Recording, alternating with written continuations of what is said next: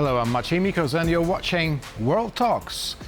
Peace negotiations over the war in Ukraine are gaining momentum after the last meeting of Western leaders and President Zelensky in Washington. But what role is Hungary playing in the peace process, and can the recently discussed security guarantees bring an end to the bloodshed for good? Well, to discuss it, we're joined by John E. Herbst, Senior Director of the Eurasia Center at the Atlantic Council and former U.S. Ambassador to Ukraine. Good afternoon. Good afternoon. Pleasure to be with you. Thank you for accepting our invitation. So what do you think the last phone call between the U.S. President and the Prime Minister of Hungary was about? Well, my understanding, but of course this is from what's out publicly, is that President Trump would like Orban to stop blocking Ukraine becoming a member of the EU.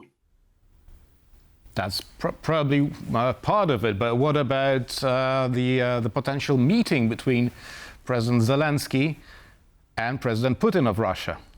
They are still looking for a place to make the two discuss a peace deal. Right. I can't rule out that Trump discussed that with him. I don't think that would be a smart idea, because Orban's reputation is someone who is actually a de facto ally of Putin, even though he's a member of NATO and a member of the EU. Hungary is a member of the EU and of NATO. So it kind of having it in Budapest would be on Putin's home turf. Mm-hmm. But then again, Viktor Orban is a big supporter of Donald Trump, so maybe there's some common interest there. Now, I can't rule that out. Mm-hmm. Mr. Ambassador, is Ukraine joining the EU a major part of security guarantees for the country? I'd say it's part of the economic future of Ukraine. It's absolutely vital for that.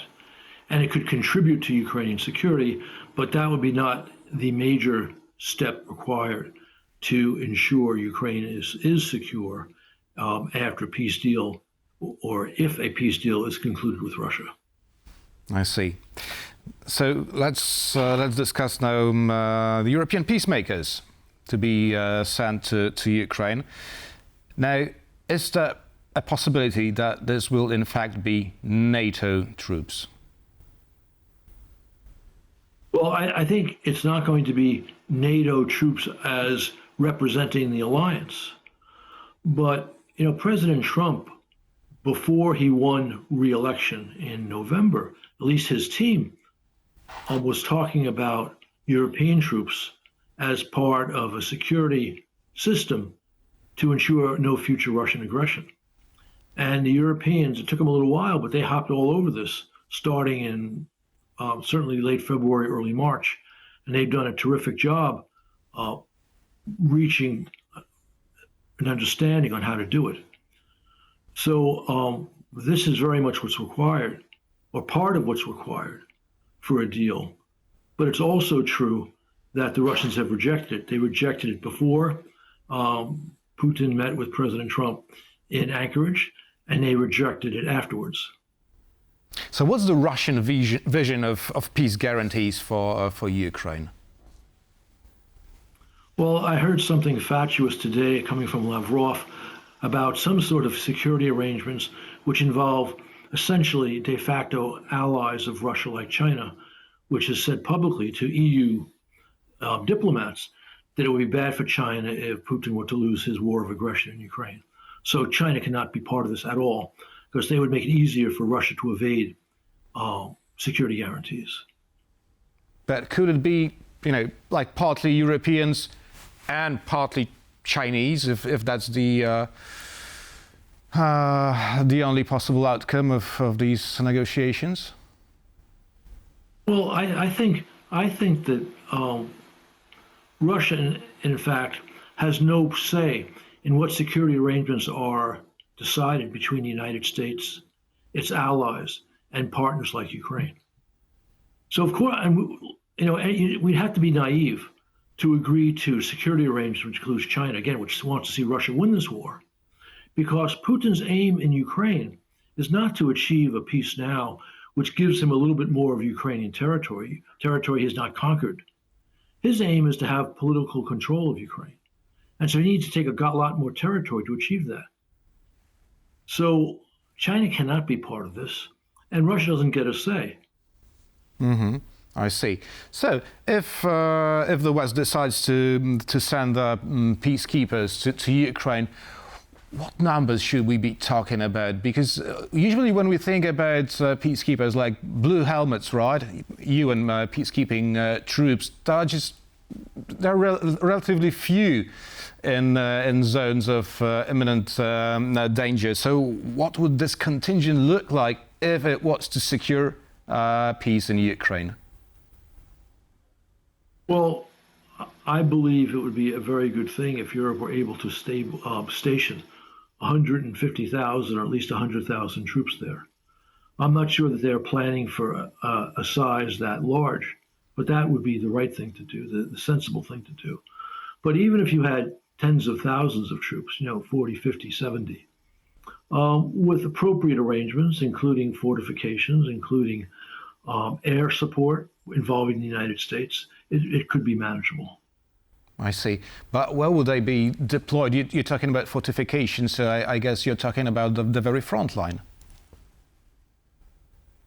Well, fortifications would be needed on the very front line to make it hard for Russia to advance. Where precisely you put the troops, I think would be better if they were put near the front line. But the front line, of course, is enormous. So a case can be made for having them somewhat back from the front line so they can move in any possible direction in the easiest way possible. Now, what is President Trump talking about when he hints at a possibility of securing Ukraine's skies?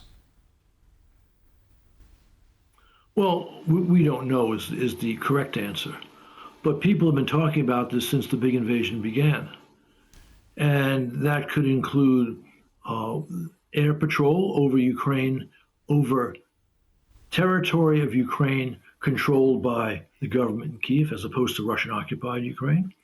That could include air patrol a little bit farther away from front lines, maybe even outside of Ukrainian territory, but at a distance where Western aircraft, including American aircraft, could see what's happening and respond immediately with weapons that can fire from a distance. So American jets would be patrolling Ukrainian skies, but they would be stationed outside of Ukraine. That's the idea, I guess. Well, I am not saying that. I'm saying that's one possibility. To my mind, the more robust American presence, the less likely Russian breaking of a ceasefire.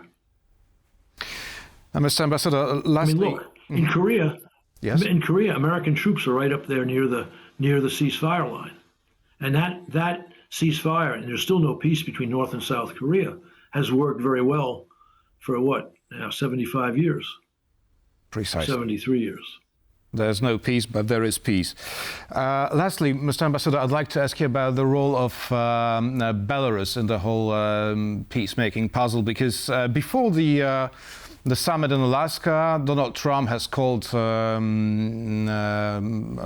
Lukashenko. The same thing happened to Lukashenko upon Putin's return to Moscow.